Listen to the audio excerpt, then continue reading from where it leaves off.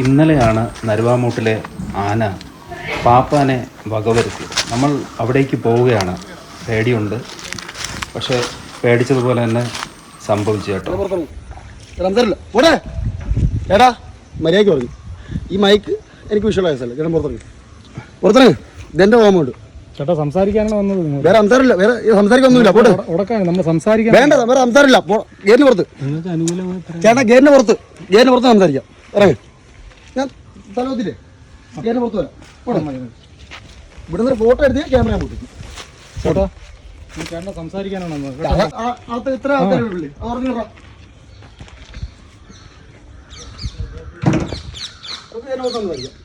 ചേട്ടനാ വിളിച്ചത്. ചേട്ടാ അതൊന്നും പേടിക്കണ്ടെന്ന്, ഞാൻ നിങ്ങൾ എടുക്കൂലെന്ന്. ചേട്ടാ മൈക്ക് ഓഫ് ചെയ്യും. ഓഫ് ചെയ്യുന്നതിന് കുഴപ്പമില്ലല്ലോ. മൈക്ക് ഓഫ് ചെയ്താൽ ഓഫ് ചെയ്യും.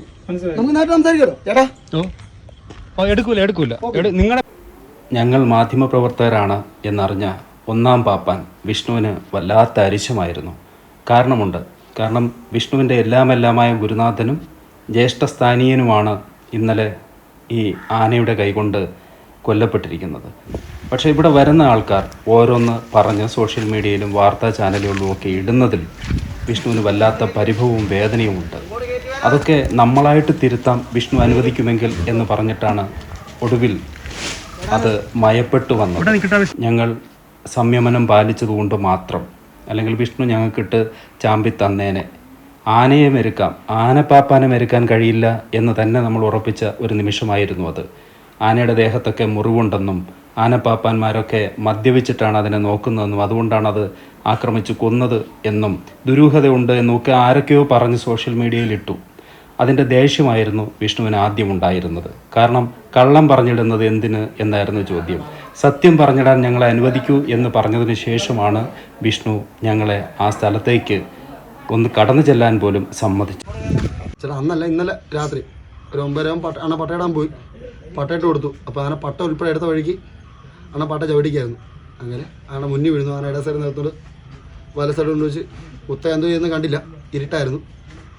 വിഷ്ണു എന്നുള്ള വിളി കേട്ടിട്ടാണ്, വിഷ്ണു എന്നുള്ള വട്ട എന്നുള്ള വിളി കേട്ടിട്ടാണ് ഞാൻ ഓടിപ്പോയപ്പോഴേക്കും അപ്പോഴും നമ്മൾ കണ്ടില്ല. അവിടെ നിന്ന് അണ്ണ എടുത്തോണ്ട് ഇവിടെ വന്നപ്പോൾ ഇവിടെ കൊണ്ട് കിടത്തിയത്. ആ ബ്ലഡ് പാടാതെ കിടക്കുന്നത്, ആ ബ്ലഡ് പാട് കുഴപ്പമുണ്ട്. ഇവിടെ കൊണ്ട് ഈ ബൈക്കിൻ്റെ ഇപ്പുറം വന്നപ്പോൾ കുടൽ വെളിയിൽ കിടക്കുന്നത് കണ്ടത്. എൻ്റെ ഇടുപ്പിൽ ഒരു പിച്ചാത്തി ഇരിപ്പുണ്ടായിരുന്നു. പിച്ചാത്തിൻ്റെ ടോർച്ച് എപ്പോഴും എൻ്റെ ഇടുപ്പിൽ കാണും. എൻ്റെ ഇടുപ്പിൽ എപ്പോഴും പിച്ചാത്തിൻ്റെ ടോർച്ച് കാണും. ഇതേപോലെയാണ് സംഭവിച്ചത്. എന്താണെന്ന് അറിയില്ല. രാത്രി 9:30 സംഭവിക്കുന്നത്. 9:20, 9:30 അപ്പോൾ 108 വിളിച്ച് വന്നില്ല. നമ്മൾ കൂട്ടർ ആനന്ദ് എന്നുള്ള പയ്യനുണ്ട്, അവൻ വേറെ ആംബുലൻസ് വിളിച്ച് വിട്ടു. അതിലാണ് നമ്മൾ മെഡിക്കലോട്ട് പോകുന്നത്.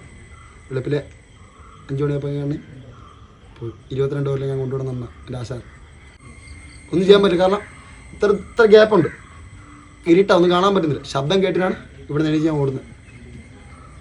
ഇതിനു മുമ്പ് അങ്ങനെ പുള്ളിക്കാരന് വേറെ കാലം. ഞാനിപ്പോൾ പുള്ളിക്കാരൻ്റെ 10-15 കൊല്ലമായി പോയി നിൽക്കുന്നു. ഇപ്പോൾ 2-3 കൊല്ലമായി സ്ഥിരം നിൽക്കാൻ തുടങ്ങിയിട്ട്. അണ്ണൻ 2 കൊല്ലമായി സ്ഥിരം നിൽക്കാൻ തുടങ്ങിയിട്ട്. അങ്ങനത്തെ ഇന്നേവരെ വേറെ അലിമ്പ് പുള്ളിക്കാരൻ കാണിച്ചിട്ടില്ല. മതപ്പാട് കഴിഞ്ഞിപ്പോൾ ഒരു 3 മാസമോ.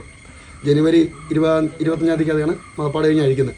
അപ്പം 2 മാസം അത് കഴിഞ്ഞു. 10-20 പരിപാടിയുമായി. അപ്പോഴൊന്നും പ്രശ്നമില്ലായിരുന്നു. അങ്ങോട്ട് നിന്നല്ലേ, അങ്ങ് പോണ്ട, ഇവിടെ വന്നു. ഞാൻ നിന്നില്ല, അവിടെ വന്നത് ബാക്ക്ഗ്രൗണ്ട് ആന വേണ്ടടാ. ഇല്ല, നമുക്ക് ഇവിടെ നിൽക്കാം. ആന വേണ്ട, അങ്ങോട്ട് നിന്ന്. ഇപ്പോൾ വേറെ കുഴപ്പമൊന്നുമില്ലല്ലോ. അല്ല ചെറിയ ചോദിച്ചു, ഞാൻ ഇവിടെ നിൽക്കാം. ഇല്ലേ ഒരു പട്ടെടുത്തിട്ടോ. വിഷ്ണു ശ്രദ്ധിക്കുന്നുണ്ടല്ലേ? അത്രയും കൊല്ലാവില്ല കേട്ടോ. 10 ആൾ വരെ പോയി പുള്ളിക്കാരൻ നോക്കും.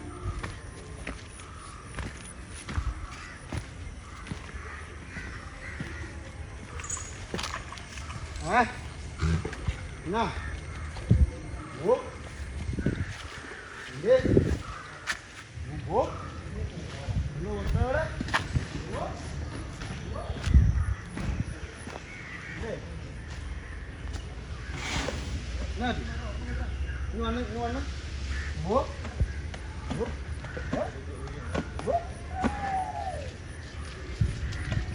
ഹാപ്പിയാടാ. ഇത് കണ്ടെന്നോ കുഴപ്പമില്ല.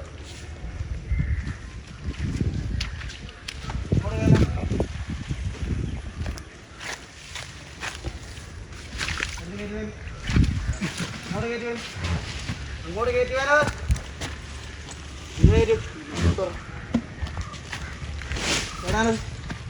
ഇവിടെ നിൽക്കട്ടെ വിഷ്ണു. അങ്ങനെ ചെയ്തില്ലടാ. പുള്ളിക്കാരൻ എന്നാ പറ്റിയെന്നൊരു പിടുത്തമില്ല. അല്ല മക്കളെ, ഒരു മണ്ണ ഇങ്ങോട്ട് ഇങ്ങ് വണ്ണേ ഗോ ഗോ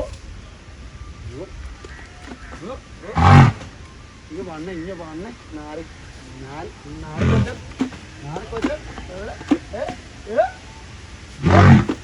ഉറക്ക വിളിച്ചേ ഇന്ന് വിളിച്ചേ ഉറക്ക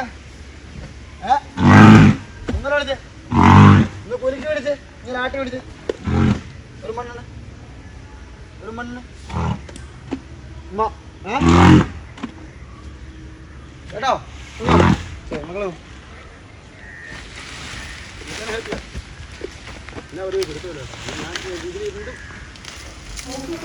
ഇന്നലെ ഒരു പാപ്പാനെ കൊന്ന ആനയാണ് ഈ ഉണ്ണിക്കുട്ടൻ എന്ന് ഇന്ന് ആരെങ്കിലും പറയോ?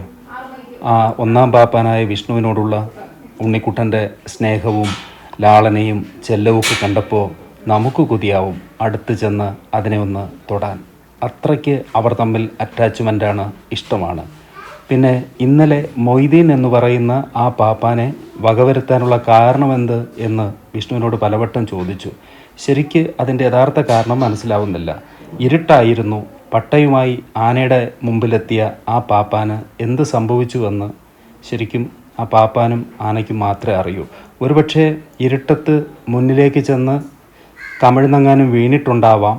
അപ്പോൾ പട്ടിയോ പുലിയോ എന്തോ ചാടി വന്നു എന്ന് പേടിച്ച് പെട്ടെന്ന് റിഫ്ലക്സ് ആയിട്ട് കുത്തിയതാവാം. വലത്തെ കൊമ്പ് ഒടിഞ്ഞു പോയിട്ടുണ്ട്. ഈ ആന മോഴയാണ്. മോഴയെന്ന് വെച്ച് കഴിഞ്ഞാൽ ആണാനയാണ്, പക്ഷേ കൊമ്പ് ഉണ്ടാവില്ല, വളരെ ചെറുതായിരിക്കും, തേറ്റ പോലെ. ആ റൈറ്റ് സൈഡിലുള്ള തേറ്റ ഇപ്പോൾ ഒടിഞ്ഞു പോയി. വളരെ ശാന്തനാണ്. കഴിഞ്ഞ ഏകദേശം 2 മാസം മതപ്പാടിൽ നിന്ന ആനയാണ്. ആള് ഇപ്പോൾ നോർമലാണ്. ഈ നോർമലായി വന്ന അവസ്ഥയിലാണ് ഒന്നാം പാപ്പാനെ കാലപുരിക്ക് അയച്ചിരിക്കുന്നത്.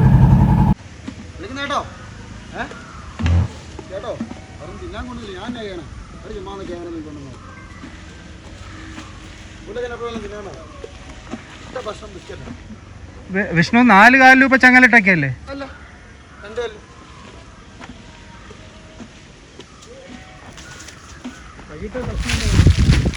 വൈകിട്ടാരല്ല, അല്ലെങ്കിൽ പനമ്പട്ട ഓലാണ്. പിന്നെ 5 ലെവലുണ്ട്. 5 ലെവല് 1/2 കിലോ ശർക്കഫോളും കരിപ്പെട്ടി. അത് മതപ്പാടാണെങ്കിലും അല്ലെങ്കിൽ ഇത് മതപ്പാടാണെങ്കിൽ രാവിലെ അവലും ശർക്കഫോളും കൊടുക്കും. വൈകിട്ട് ചോറും 5 കിലോ ചോറും നെയ്യും കൊടുക്കും. അല്ലെങ്കിൽ ശർക്കഫോൾ അവര് ഡെയിലി ഉള്ളത് അറിയത്തില്ല. ഞാനിപ്പോൾ ഒരു 3 കൊല്ലം ആവുന്നല്ലോ വന്നിട്ട്. അത് ഗവൺമെൻറ് വന്നതിൽ പ്രൈവറ്റിക്കുന്ന ആനൊക്കെ കൊടുക്കാറില്ല. ഗവൺമെൻറ് ആനൊക്കെ കൊടുക്കുന്നില്ല, ഇല്ല പ്രൈവറ്റിക്കുന്നില്ല. ചോദിച്ചോ വിഷ്ണു? ആര് ചേട്ടാ? ഉണ്ണിക്കുട്ടനോട് ചോദിച്ചോ എന്ത് പറ്റിയെന്നല്ലേ? എന്ത് പറ്റിയെന്ന് ചോദിക്കാനുള്ള സാഹചര്യം എനിക്കില്ലായിരുന്നു. അതെൻ്റെ ചേട്ടനാണ്. ആശാനും ചേട്ടനും അണ്ണനെല്ലാം പോലത്തെ ആളാണ്. അല്ല, ആന തിരിച്ചറിയുന്നുണ്ടോ ഒരാൾ ഇല്ല എന്നുള്ള? എനിക്കറിയാൻ പറ്റും. ഞാൻ ചെയ്ത അബദ്ധമാണെന്ന് എനിക്കറിയാം. നമ്മളൊരു പല്ലളയിൽ പോലുള്ള ഫീല് പോലെ അവിടെ കൊമ്പൊടിഞ്ഞു പോയപ്പോൾ ഞാൻ മനസ്സിലായി കാര്യം എന്താണെന്ന് മനസ്സിലായി. അതിൻ്റെ പേടി ആക്രാന്തി പുള്ളിക്കാരനുണ്ട്. ഇവിടെ വെച്ചായിരുന്നോ അവിടെ വെച്ചായിരുന്നോ? അല്ല, അവിടെ വെച്ചായിരുന്നു. ഞാൻ രാവിലെ ഇപ്പോൾ കഴിയാൻ വേണ്ടി അവിടെ അത് കനാലത്ത് കഴുകിയിട്ട് കൊണ്ട് പോകുന്നു. ഓ, ഇവിടെ ആന ഇറക്കാൻ പറ്റുന്ന കനാലാണല്ലേ അത്? വെള്ളമുള്ളപ്പോൾ അവിടെ എത്തി കഴിയാം, അല്ലെങ്കിൽ നമ്മൾ കൊണ്ടിട്ട് കഴിയും. ആ,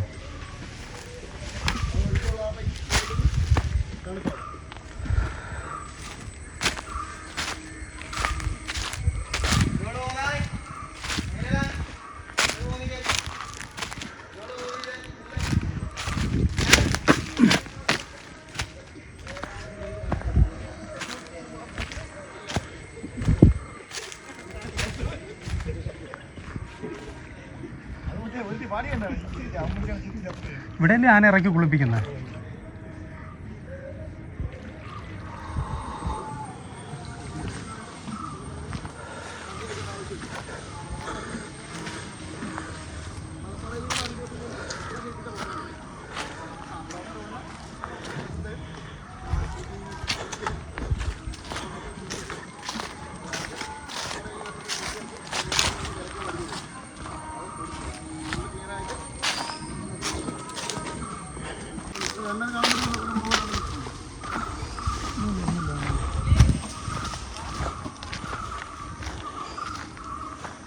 ചേട്ടനിപ്പം ഒരു തീരാവസ്ഥയല്ലേ കൂടാതെ ചേട്ടാ എൻ്റെ അന്നം മുട്ടിയ അവസ്ഥയാണ്. എൻ്റെ 22 കൊല്ലം കൊണ്ട് അങ്ങനൊന്നുമില്ല. അണ്ണവരാരൊക്കെ ഇന്നാലും ഞാൻ എപ്പോൾ വിളിച്ചാലും എൻ്റെ കൂടെ പോയി, അണ്ണം പിടിക്കുമ്പോൾ ഞാനും എൻ്റെ കൂടെ പോയില്ല. ആശാന എന്നാന്ന് വെച്ചാലും എൻ്റെ എവിടെ വയ്യാനാ അച്ഛി നിങ്ങളേക്കൊന്നും അപ്പം വല്ല തിന്നാൻ കൊണ്ടുവന്ന് നോക്കുന്നതാ. എവിടെ വയ്യാനാ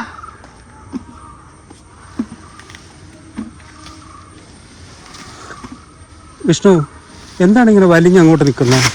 ആന എപ്പോഴും ഫ്രണ്ടിലും ബാഗും കിട്ടി നിർത്താൻ പോകുന്നു. അതല്ല അല്ല സാറേ, ഇത് പഴംതറിയ, അതായത് ആന പഴംതറി ആകുമ്പോഴേക്കും ചവിട്ടയ്ക്ക് ഇതാവും. അപ്പോൾ എപ്പോഴും ആന 2 കാലും 4 കാലം ഒന്നിച്ച് ഊന്നി നിൽക്കുള്ളൂ. ഒരു കാലം കയറ്റി ഒരു കാലം ഇറക്കി അങ്ങനെ ഫുൾ വെയിറ്റ് മാറി തിരിഞ്ഞ് നിൽക്കുള്ളൂ. ഇപ്പം അവൻ എല്ലാ രീതിയിലും ഫ്രണ്ട് കെട്ടിയില്ലെങ്കിൽ ആനങ്ങനെ കറയിക്കൊണ്ട് നടക്കും. ഇപ്പോൾ ബാക്ക് കെട്ടിയില്ലെങ്കിൽ ഇവിടെ മൊത്തം ഫ്രണ്ടിലോട്ട് മൊത്തം കറയിക്കൊണ്ട് നടക്കും. നമ്മൾ ഫോറസ്റ്റ് നിൽക്കുന്ന ആനയാണെങ്കിൽ കുഴപ്പമില്ല. ഇത് കോമ്പൗണ്ട് അകത്തല്ലേ നിൽക്കുന്നത്. ഇതിപ്പോൾ അങ്ങനെയല്ലോ, ഇത് പുള്ളിക്കാരൻ്റെ സ്വന്തം പറമ്പ. ശരീരമൊക്കെ നല്ല നീറ്റാണ്. ഒരു പാടോ ഒരു മുറിവോ ഒന്നും തന്നെ ഇല്ല. ഇത്രയും അടുത്ത് വന്ന് നമുക്ക് കാണുമ്പോൾ സുന്ദര കുട്ടപ്പനായ ഒരാന. അപ്പോൾ കുറി അടിച്ചില്ല, അതിന് മാത്രമേ കുറവേ ഉള്ളൂ. എഴുന്നള്ളത്തിന് പരിപാടിക്ക് പക്കയായിട്ടാ 50 എണ്ണം ഉണ്ടാവും. അപ്പോൾ 50 പരിപാടിക്കാണ് നമ്മൾ എടുക്കുന്നത്, കൂടുതലെടുക്കാൻ പോകുന്നില്ല. ഇത് ഞാൻ പറഞ്ഞില്ലേ, മുതലാളി ചെല്ലപ്പിള്ളേ മുതലാളിയുടെ മോനെ പോലെ കാണുന്നത്. അപ്പോൾ നമ്മൾ ഒരു ദിവസം ഒരു പരിപാടി എടുത്ത് പിറ്റേ ദിവസം ഒഴിവാണ്, അങ്ങനെ ഗ്യാപ്പിട്ട് എടുക്കത്തുള്ളൂ. ഇവിടെ പുള്ളിക്കാരൻ പലപ്പൊക്കെ അടിപൊളിയാൻ പോകും. അതെവിടെയാണ് മില്ല്? കാരിക്കുണ്ട്.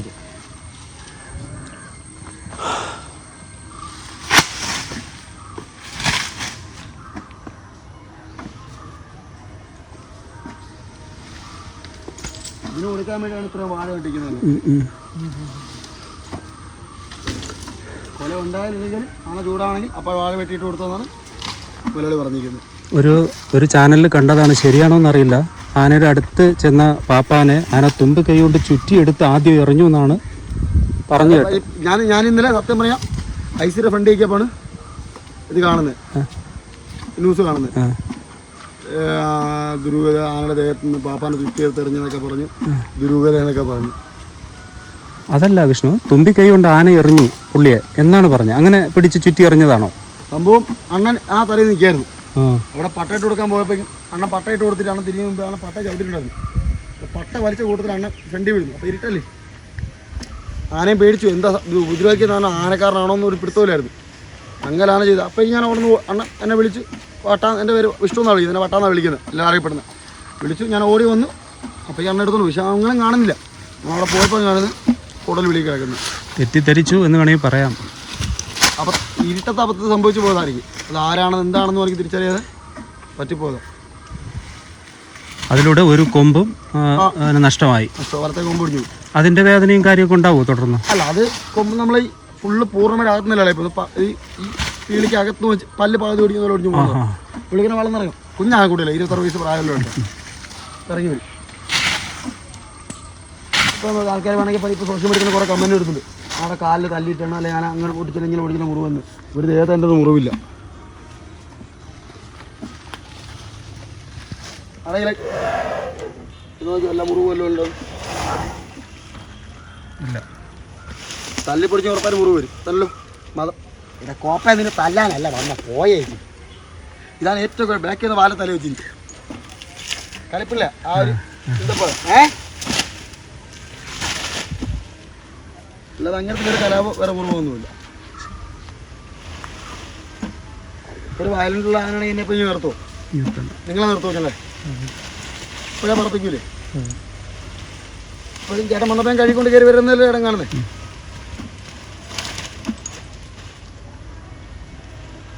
എന്നാ സംഭവിച്ചൊരു പിടുത്തമില്ല. എനിക്ക് അതിനെന്ത് പറയണമെന്ന് സത്യം പറഞ്ഞാൽ എനിക്ക് അറിഞ്ഞൂടാ. അതാണ് എൻ്റെ സാധ്യത. ചേട്ടാ അടുത്ത് പോയി സംസാരിച്ചാൽ ഒരു കുഴപ്പമില്ലല്ലോ. കേട്ടോ അല്ലേ? ഉണ്ട് എവിടെ പട്ട വേണോ? പട്ട വേണോ നിനക്ക്? പട്ട വേണോ? ഓ പട്ട വേണോ? പട്ട വേണോ നിനക്ക്? ഒന്നൂർത്തായിട്ടാ കേട്ടാ? ഉറക്കെ വിളിച്ചേ. ഉറക്ക വിളിച്ചേ ആ ഒന്നുകൂടെ ഓടാ കാലാണ് ഇനി വന്നത് ഇനി വന്നേ വിശപ്പടിച്ചിരിക്കുക. കാരണം ഇന്നലെ നമ്മൾ രാത്രി പോയല്ലോ കേട്ടോ, രാവിലെ വന്നിട്ട് പട്ടിട്ട് കൊടുക്കുന്നത്. അതിൻ്റെ വിശപ്പും ഇപ്പോൾ കഴിവത്തേക്ക് അശ്വിനുമാരത്തേക്ക് കുളിവലത്തിൻ്റെ നമ്മളെപ്പോലെ. ശരിക്കും ഞങ്ങൾ ഈ സ്ഥലത്തേക്ക് വരുന്നത് ആൾക്കാരോട് ചോദിച്ചും പറഞ്ഞുമൊക്കെയാണ്. പക്ഷെ പലർക്കും അറിയില്ല ആന എവിടെ കെട്ടിയിരിക്കുന്നുവെന്ന്. ഈ സ്ഥലത്തേക്ക് വരാൻ ഇവിടെ ഇവർ ആരെയും അനുവദിച്ചതുമില്ല.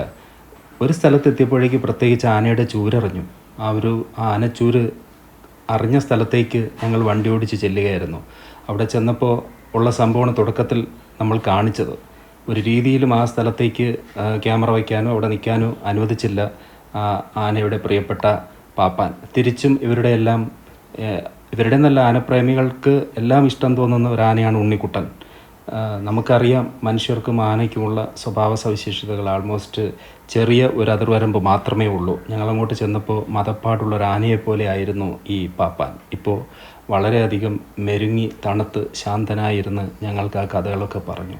ആരെയും വേദനിപ്പിക്കാതെ ആരെയും ദേഷ്യപ്പെടുത്താതെ ഞങ്ങൾ അവിടെ നിന്ന് തിരിച്ചു പോന്നു. മറ്റ് ചാനലുകളിലൊക്കെ കണ്ടതുപോലെ ഈ ആനയുടെ ദേഹത്ത് ഒരു രീതിയിലുമുള്ള മുറിവുകളില്ല, അടികൊണ്ട പാടുകളില്ല, യാതൊരു വ്രണവുമില്ല. നല്ല ആരോഗ്യവാനായ ആനയാണ്. പക്ഷെ അവനെന്തോ ഒരു കയ്യബദ്ധം പറ്റിപ്പോയി. അവൻ്റെ രണ്ടാം പാപ്പാനെ അവൻ ഇന്നലെ തീർത്തു. അത്രയേ ഉള്ളൂ.